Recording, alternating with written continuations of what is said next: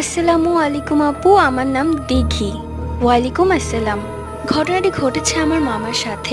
আমার মামা ছোটবেলা থেকে খুব সাহসী ছিলেন। তো তার সাহসের পরিচয় দিতে তার বন্ধুরা তাকে বলে, তুই যদি আজকে রাত 1টা থেকে 3টা অবধি কবরস্থানে থাকতে পারিস তাহলে বুঝবো তুই সাহসী, এবং সেই সাথে তোকে এক হাঁড়ি মিষ্টি খেতে দিব।